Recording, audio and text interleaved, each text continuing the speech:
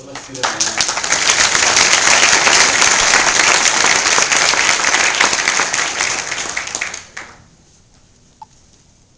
So I only have microphones for 3 of you. One of you can shout. No. So first, why don't you give a introduction of yourself and your startup? That would be great. Hey everybody, good morning. Check. Yep. Good morning, my name is Stephen Cox. I'm founder of Take Lessons, and we're involved in what's known as S-Commerce, which stands for Services Commerce. And the general thesis is very similar to how product has moved to the web as far as product services. What we believe is that services are the next big thing moving to the web as far as for e-commerce type transactions. So we built out a services platform that makes it drop dead easy to find an awesome, certified, safe, and vetted music lessons instructor. And you can either choose to have that instructor come into your house to teach lessons, or use our online platform and take lessons, basically kind of like lessons on demand, if you will, whenever it's suitable for you. So we've been about 5 years old now, located downtown San Diego, about 85 employees, and raised a little over $8 million in funding.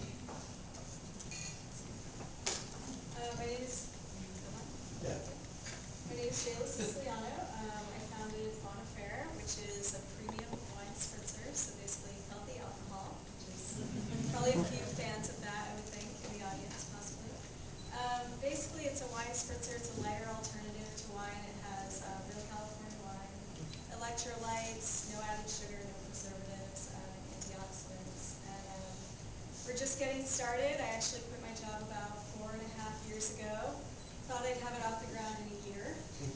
Not the case. It took me about 1.5 years to raise the funding, alone, just strictly pitching to investors nonstop, and closed funding, our first round, in January, so we're launching on July 1st. And we're located in Solana Beach.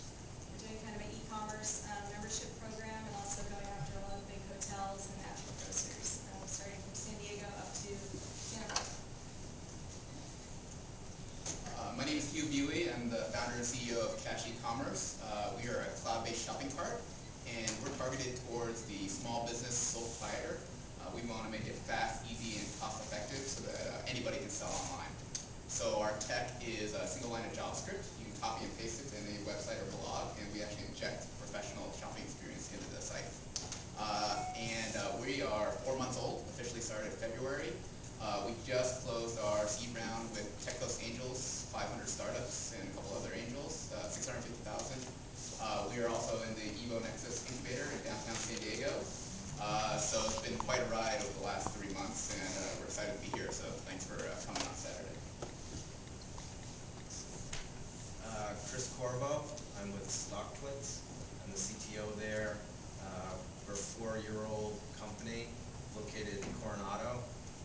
StockTwits is the fastest, real-time, free social network for investors and traders. We basically accelerate your profits by creating a platform where investors and traders can talk to each other, learn, and we aggregate everything by the ticker symbol. Awesome. So if people have questions, you can raise your hand. I'd like to get you guys involved in this, but I have to ask you two. Yep. Like the one side of the spectrum of easy, or how do I want to put this? I got it politically correct here. You've got one of my favorite investors and one of the ones I'm most scared of. Yeah.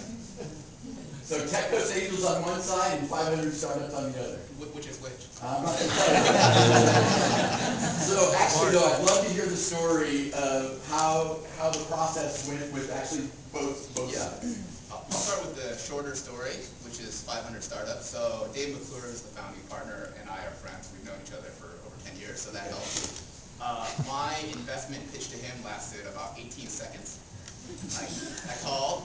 He's like, I'm tired. I said, it takes 30 seconds, and he was in. So that was my investment story for 500 startups. I'm not sure that that's how it works, but apparently that's very close to how it works with him. So basically, Dave's very active on Twitter, so find out when he's coming back from one of his crazy trips, which he's taking all the time, and that's when you want to hit him up. Well, like Uber, they picked him up because his car broke down, and he invested in Uber. which I love. I took Uber here today, and I'm very happy that Yeah, they're. that's another sponsor we could thank, Uber. We had a deal that actually is launching here in San Diego and gave some of us rides here tonight. Yep, Today. and that's awesome. So I'm very happy about that. So that was a very extreme case. I think Tech Coast Angels, I've had nothing but a great experience with them. I've been lucky in that, and we've been lucky, our company, in that we've had really great mentors and people that have led us through the process. They are very meticulous in what they do and how they roll with investment. But the people themselves I've met have been really great. And so, you know, I think it's been pretty rapid to go. Like, we literally started fundraising the end of February, and we closed at the end of March. That's 3 months. Wow. And that's pretty rapid for Tech Coast Angels. I think they're getting a lot more into the internet space and the e-commerce space, moving away a little bit from the biotech and sort of the chip wireless industry. So I've had nothing but good things to say. So I don't know, maybe it's a unique situation. No, or maybe they're changing and catching up. Yeah, That's but good news. the good news is we only had to go to San Diego and LA. We didn't even have to go to all, three. So the demand was pretty high from just those two areas. Nice, thanks. Yep. So, yeah. Yeah, Grant, just for Take Lessons real quick, I mean, so you got an A round at 8 million, 85 people, it's a huge staff. What kind of traction did you have to get? I mean, talk to us about some of the metrics that you had to meet in order to get that A round. And did you get a seed round, or did you bootstrap it to the A? Well, I wish we could say we'd started in 3 months and then raised it. Here we are today. The truth of the matter is, and I'm sure that most entrepreneurs in here can attest to, that the road is long, arduous, very difficult, and sometimes you want to shoot yourself in the head. And that's the truth of the matter. When we first started off, we started off 5 years ago. I had done a couple other startups, had saved $1 or $2, and put money in myself to get started. We raised, just from friends and family, real estate dudes who knew nothing about tech, a total of about $2 million over about 4 years. And we really funded the thing out of our revenues. We started producing revenues from day one. It was something that was important to us. My initial staff, who was with me today, it was 4 of us. They worked for, some of them, about 1.5 years with 0 pay in order to make it happen. And so a lot of people kind of see where we are today and go, oh wow, raised $8 million, it must have been easy. But it just wasn't the case. And we had, by that time, millions of dollars in revenue. We had a big deal with Best Buy already signed that we had done ourselves before we ever looked to do a round of institutional capital. And when we went out there and showed them our progress, it was a pretty easy process to do once we had that progress underneath our belt. And I think that's one of the keys for us anyway. And I would say that if someone were to ask me, I'd say go do something incredible, go build something, and the money will find you if you're really doing something cool. But it's not easy to do by any means. It is out there. So anybody who's ever heard me talk hears me rail on about you can't get funded just based on your idea. So I thought I'd go out and find an entrepreneur that proves me wrong. So Jayla, what was your story? You didn't have product and you found money. How did you do that? Well, my background is actually in shoes and bags, product development and design, so I had no experience in the alcohol industry. So when I quit my job, I thought, oh, this is just a little wine spritzer. It'll be so much easier than developing a whole line of shoes and bags, 2 or 3 times a year. And what I didn't realize is there's a massive, regulation side attached to it. So I wasn't able to go out and actually just start making it and selling it. So for the last 4.5 years, I was putting this together and doing everything around it that I possibly could except sales. So I actually did pitch to, I think, every single chapter of Tech Coast Angels. And, I kept getting the same response over and over. Well, come back to us when you have some sales. I'm like, I can't get sales. At this point, I'd already cashed in all my 401k, run up credit cards, I was maxed out.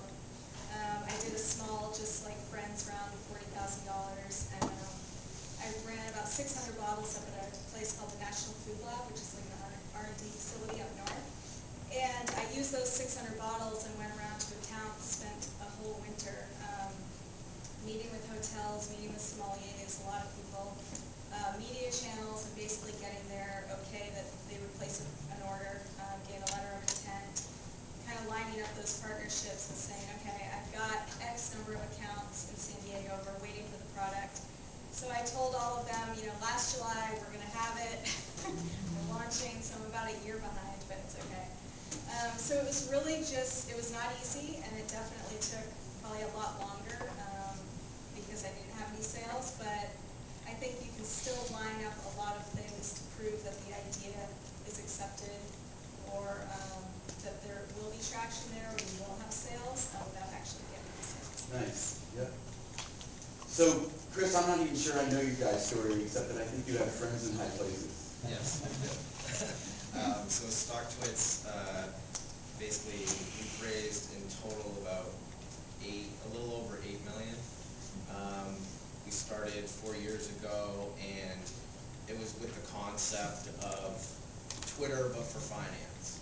So we had originally started with that idea in mind, raised a very small amount of money just to build out that concept based on the Twitter platform to see if it would work. It worked. Howard Lindzen, who's the CEO and actually blogged about this was his concept and his idea. Said, he actually is an angel investor. He got the opportunity to potentially invest in Twitter before it was really big. He actually turned it down because he said, this is a ridiculous idea. But he said it'd be cool if you took this and you applied it to finance, because he's a stock trader and he understands how it would work for finance, just the real-time aspect of it. So he blogged about this, and a friend of mine, Soren Macbeth, had saw the post and said, oh, I can create this. And he talked to me, we created it, and proved out that it worked. And then Howard was able to go to some friends in his circle, his network, and we raised, I think, 800,000 the first round. And you have to understand that friends network includes people like Fred Wilson. Sure, yeah. And then so after the first round, we then actually raised Series A, which was, I think, 3 or 4 million, and that was with Brad Feld and Tony Conrad, so Foundry and True Ventures. And that, similar to his, Right. it was just a phone call or two to do that, so it didn't take a lot to train. Nice. Yeah. So, anybody got any wacky investor meeting stories? Steven? I'll think of one. You were shaking your head. I'm trying to decide which one, I guess. I would say one that kind of applies to a lot of them. The hardest thing that I've found is actually finding the people who write the checks. And I always joke that if I did this again, I would try to find wealthier friends and family. But so many meetings, I would go and you go through this whole process, and you answer all their questions, you go through everything, and then at the end they're like, yeah, I think I know some, and either it's not the right fit, so this is kind of how they're, pushing you off nicely. But one, I went to Vegas and was assured by the people who actually ended up investing that this guy, we raised $450,000 for the first round, but we were trying to get $2 million staged out. So our investors in Chicago said, this guy's definitely in, he's ready to write the check.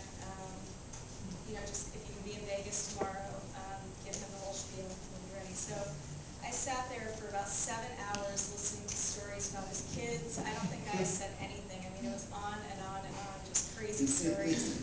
And then at the end, he's like, yeah, I'm just, I kind of got flipped upside down with the economy, but I know a few guys I could introduce you to. So it was just like, okay, So I think it's just, I had a lot of those.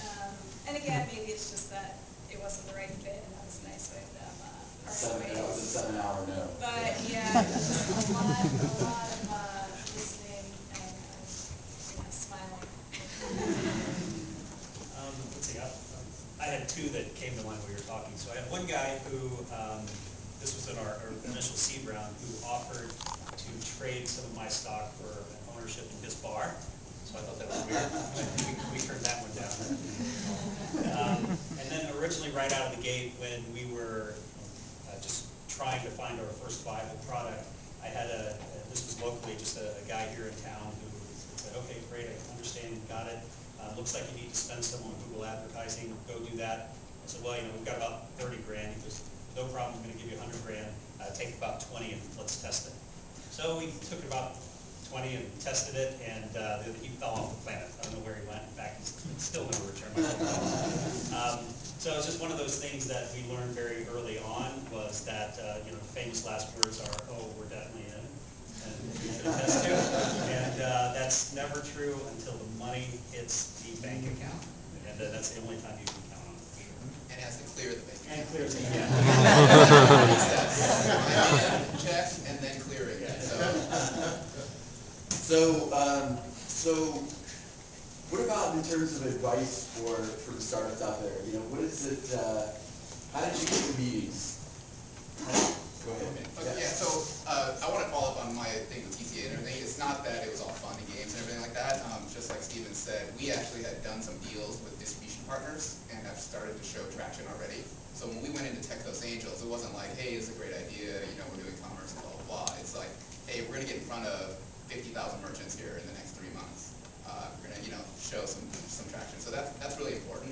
I think that was our main reason why we got into Evo Nexus, why we were able to get the meetings, is that you actually have to have a product that is working and that it starts selling. Just like the eBay person said over there. It's just like, that was probably our #1 thing. Having a team also that has worked together. My 2 other co-founders and I have worked together for about 5 years. So we knew how each other worked. That also helped.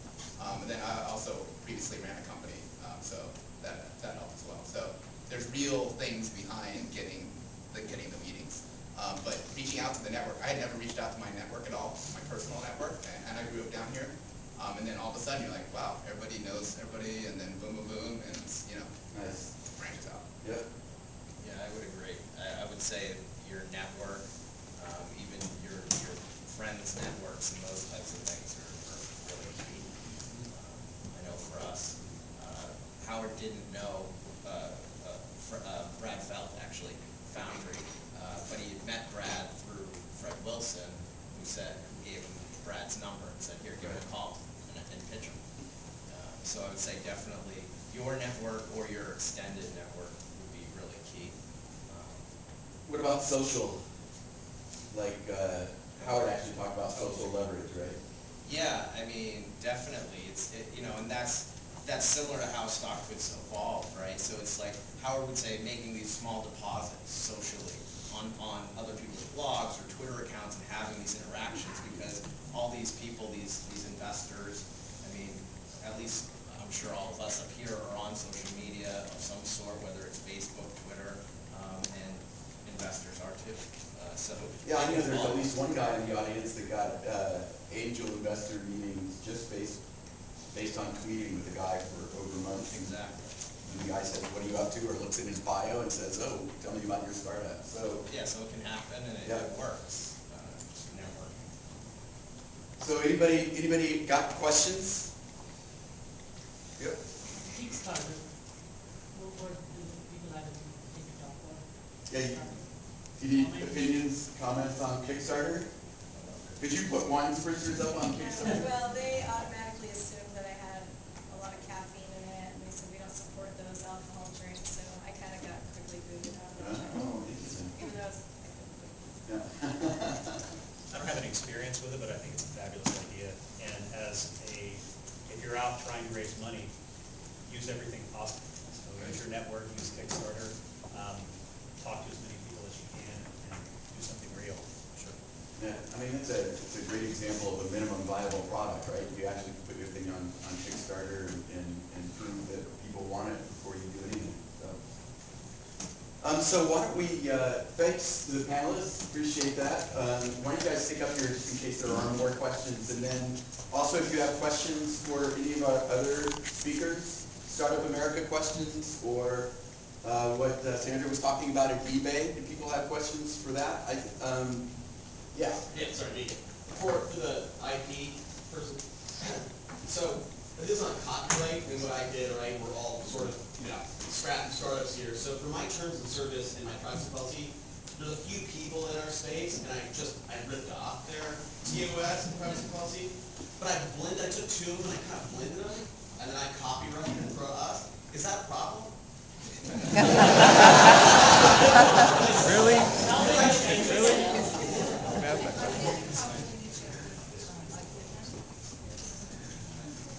I'd rather not give out advice or legal counsel because you need to look at everything in context, right? So if you're putting up any policies, any legal policies, you really need an IP attorney. Do you have one? No. Okay, I would try to get one. Okay. Yes, Steve? Oh, also for you, I'm sorry. Could you just give them, because I run into a lot of startup entrepreneurs that really, the web is full of useless resource links. Would you just name a couple sites that you think are credible, that will point people in the right direction for reasonable legal assistance? I'd really have to think about that. Maybe that's something Startup California is doing or I don't know. That's a good idea. One of the things that Startup America has, if you're a startup, I say member, it doesn't cost anything to do it. We just ask for some basic kind of detail. We just ask for some. Am I on? Am I on? All right, sorry. Yeah. So you become a member. So I just Google it, and we have things like, Thorpe, North, and Western, just kind of patent and trademark services. And other kinds of legal services. So what I didn't go into was, we kind of look at 5 categories: support services, like attorneys, talent, expertise, mentors, advisors, capital, and customers. To the point that someone made up here, if you have customers, you've got income, that's, in some ways probably the best way to manage your business, but capital is obviously key. So in any event, the deals and offerings run the gamut through those things. So that's one potential path you all should take a look at. You might look at Quora, actually. And you could look at, if it's voted up, and you can actually look at who answered the question, and you can sort of gauge whether that's reasonable. So this is for the panel. I'm just not sure this is working, so I'll just speak loudly. What can we all do in this room now to help advance the startup community in San Diego? I think more events like these, like the ones that Grant has, where a lot of startup companies gather, say would be one way to do it. Obviously more funding. Be good. Yeah, I think to your question earlier about how to find investors, a lot of times just consulting the numbers being put in front of enough people, and half the time it's just hard. You're like, okay, I've got this many people I'm kind of in the middle of the process with. I need a whole other list of people to start talking to just keep opening doors. So I think events like this, or I found like doing business plan competitions and stuff like that to be really helpful. Where you're really bringing in investors and bringing in people to do that kind of stuff. I've recently been judging business plan competitions, and they're horrible. So bad. Yeah. To comment on the Kickstarter thing, Kickstarter does reject a lot of people. But there's another platform that I actually prefer as an alternative called GoFundMe. San Diego startup. Yeah, it is a San Diego startup. They're actually quite a bit better than Kickstarter in a bunch of different ways. I won't get into it right now, but if you look at it, you'll see. But with GoFundMe, they'll take a lot of startup projects, and they really help you reach out to your friends, your network, people you know. So that's really a resource. What is it called again? GoFundMe. Yep. I was curious, for the panel, once you received your funding, what kind of operations or business management demands did your funders or investors require of you? Did you have to change how you did things? Were there greater executive requirements or management system establishment that you were required to undertake as part of the reception of additional funding? Great question. All right, well, we just did this 2 weeks ago. So the biggest thing that we had to do is buy a lot of insurance. So you got to get Keyman insurance, you got to get workers' comp, you got to get D&O. And so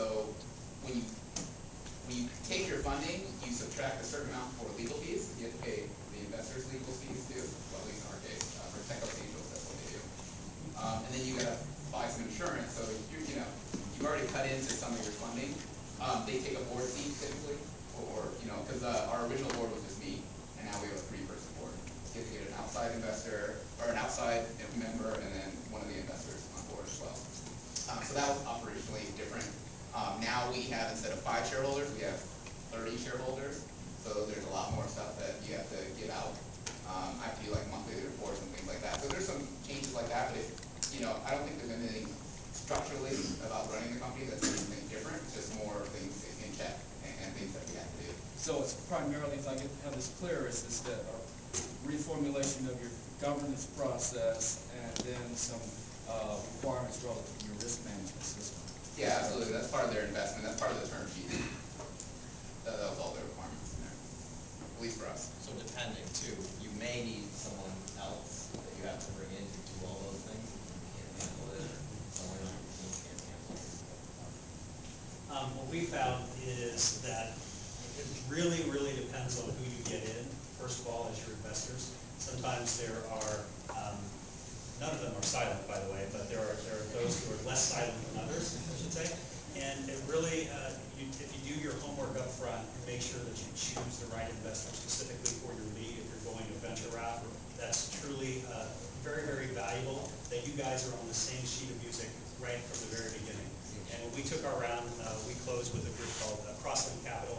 They had a very high-level thesis on marketplaces, kind of the area we play in. And for us, it was very smooth. And we knew when we took the money, hey, this will allow us to hire these sorts of people, a vice president of marketing to take us to this next level, a COO. And we were specifically looking for money to be able to make those types of acquisitions inside the company. And as long as you're on the same page with your investors, there shouldn't be any surprises.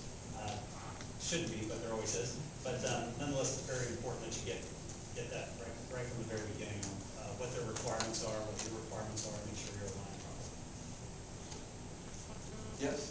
Yeah, so one of the things I've seen over the years with startups, you know, you got a couple of programmers who start a company and they go out and get some investment money, is that they don't adequately plan for the future.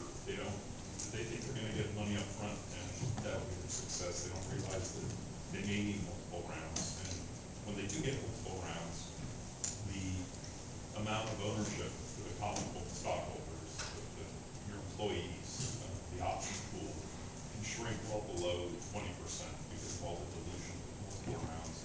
What do you guys do from a planning standpoint to gauge how many rounds you may need and will ultimately the pool is going to be available for your employees, the common option pool? Well, I kind of said what I wouldn't go below for, you know, needing $2 million is kind of what I thought I needed to make a big enough splash to actually get a bigger distributor and be able to support that distributor in multiple cities. So I knew I didn't want to go, you know, below 51%, obviously, for obvious reasons, and board control. So basically working backwards from there, I gave up 12% for the first $450,000 and had staged these guys out for $2 million. They were getting diluted as well in each of the next 2 rounds. The stock option pool, I left a certain chunk of it basically open so that upon dilution, I can basically give out bonuses if you'd like to award more stock to help make up for that dilution. And just creating that line of where you won't go and trying to stick to it. Tough part. Back here? Yep. I have a question for the tech companies about patents. Was anyone involved in taking angel, like, where were you when you started looking at patents? Any patents? No patents. We filed some trademarks and we did look at filing patents, but that was after our Series A. But we didn't really have. They're all gonna go talk to Sandra right now. Yeah, so it sounds like they didn't, so they really weren't doing that. I mean, they Yeah, you know, wanted- there's a whole school that thinks, that believes that, you know, in software, there's very little that's actually patentable for like internet codes. Because there actually isn't stuff that's really super innovative there, and also it would be easy for competitors to work around. Be an interesting discussion to actually have with Sandra, but your best protection, in my view, and what companies are doing that are successful, your best protection is how you're executing out in the market and getting customers. Well, you know, anybody can go build Facebook. Can they get 1 billion, you know, right, people to join? That's the big question. Yeah. Yes, I think it was Sandra, the IP expert. A question, the advice seemed to be to not disclose ideas publicly early and also to patent early. But I'm curious, for maybe a larger startup that might make sense, but for a bootstrap startup where $5,000 to $10,000 is maybe your entire budget, is patenting really the most important thing you should be prioritizing at the beginning? You can file and at least preserve your rights for $100 to $200, and you can do that yourself. And most patent practitioners that are in private practice, at least at the smaller firms, they'll talk to you. They'll have initial discussions with you, and you can get some reasonable pricing for that. After that year, then those fees will kick in. But yes, I still think it's very important. And just wanted to make a note, Facebook has spent a lot of money recently acquiring patents, so there is value in software. They can afford it, yeah. Question, could you elaborate that $100 to $200 setup, there's no patents? Yes. Okay, so is it worth getting provisional patents if you're not going to go the full patent route? If you're not going to go the full patent route, Initially, if you're bootstrapping. I mean, within the year, you're not going to have enough money to file the regular. Well, if you're not sure if you're actually viable, Or protectable. it's worth doing the provisional patents up front, and then within the year make a determination whether or not you should go for it. It's such a small amount of money, and it gives you that year to decide. And if you decide to file and it is a viable idea or it's developed, you can always add to it at the time when you file the non-utility. The difference is if you don't file, you can't make up for it. Right? So it's like insurance. It's all about reducing risk. Right? So thank you for all of that great advice, and thanks to our panel and also our other speakers. Can we give a round of applause?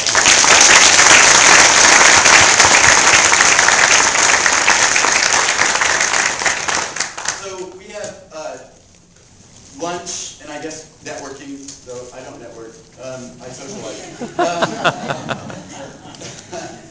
So the last thought here is that when David Cohn came and talked to us in San Diego, he really implored that what we do here as a startup community needs to be entrepreneur driven.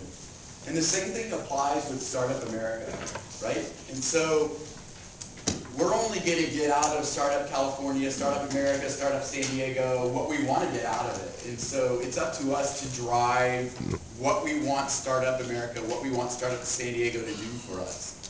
And so real quick, Danny Beckett here is from Startup California. He's actually kind of got a specific story about how one entrepreneur benefited.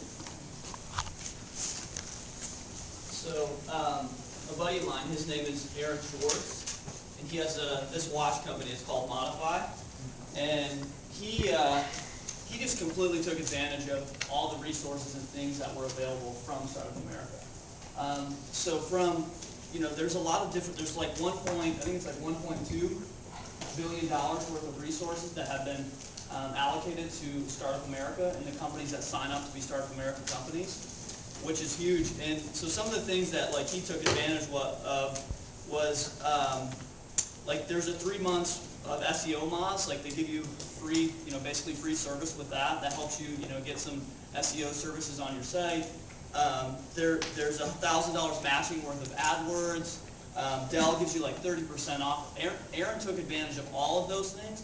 He also took advantage of the events like this to get networked and meet people and build relationships. And because of that, he, with American Airlines, because American Airlines is one of the partners, in every backseat pocket of every airplane, he's going to have like a 2 or 3 page article written on his company.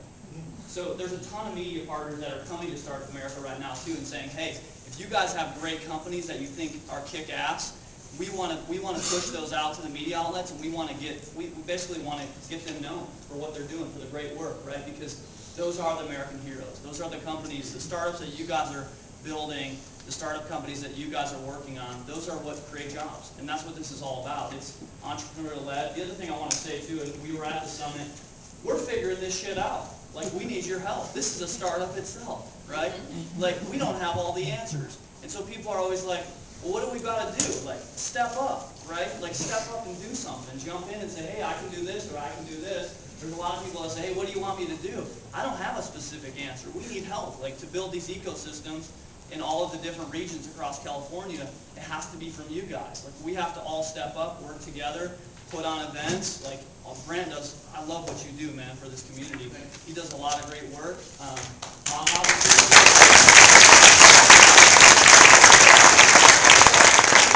Keep doing what you're doing. Keep putting on events. We're working on a kind of a framework for the whole entire state where we put on events in every single region, SD, LA, San Francisco, Orange County. Every single month there will be an event. We want to start breaking down these silos, like embracing conflict. Like, it's not about people's opinions and anyone's a leader.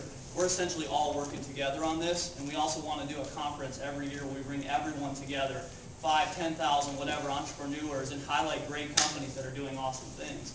And we literally can make a difference. And this can be kick-ass, it can be a lot of fun, and we can make a serious impact. But again, we need your help. I want to say something. So, Mama, I'm Ray with the San Diego Entrepreneur Center. And Mama, I think, emailed me on a Sunday night at 10 o'clock in the evening about Startup America, Startup San Diego, and would you like to get involved? And I was like, yeah, I'm right all over it. So, some of you already got some of these business cards that we're actually having the San Diego Entrepreneur Day event in downtown San Diego. This is an investment for me, $75,000. I blocked off the streets of downtown San Diego. We have the permitting. We have the city of San Diego. The mayor's office is already aware of it. We're getting him to do a proclamation of Entrepreneur Day, September 22nd. There's beer. There's a boulevard. I want to invite Bonaire to be part of the sampling of craft beer. We're having about transition stations for all the military as well, to transition them to getting jobs and working in startups or starting their own companies. So I'm already out there talking to a bunch of military transition. I'm doing workshops with them and teaching them how to take that money that they're coming back from the Middle East, from the war, and to either start a company or get involved in a startup or invest in a startup. So if you want information about San Diego Entrepreneur Day, it's sdentrepreneur.day.com. It's our own version of South by Southwest for entrepreneurs. It's really important for us to get all these different entrepreneurs. I truly believe about the tech organization in entrepreneur. I went to school for electronics computer engineering. I have a degree in business and marketing as well. But I think we're missing the boat on just focusing on tech, because there's a lot of restaurant entrepreneurs that made money. I did an investment in a bar restaurant, and I did a $10 million earnout in 3 years. So there's clothing, there's food, there's beverage. It's not just tech, but there's such an overlap, and I think we're missing the boat. And that's why I'm leading the charge to really create the San Diego Entrepreneur Day, September 22nd. Go to sdentrepreneur.com. And we want to work with partnership with SD Startup. Thanks, buddy. Thank you. What we're going to do, there's a startupcalifornia.org website, and on that website there's regions within California. California is big, okay? So there's regions on that startupcalifornia.org website. It's in the works, okay? We're working on it, but we want to have all of these type of resources so that you guys can have a place, whether it's IP, patent, trademark, whatever, all this information, resources, people supporting, events on the website. It's not all there now, but we're working hard to get it up on there. So that'll eventually be a great resource for you guys as well. So thanks so much. Appreciate you all.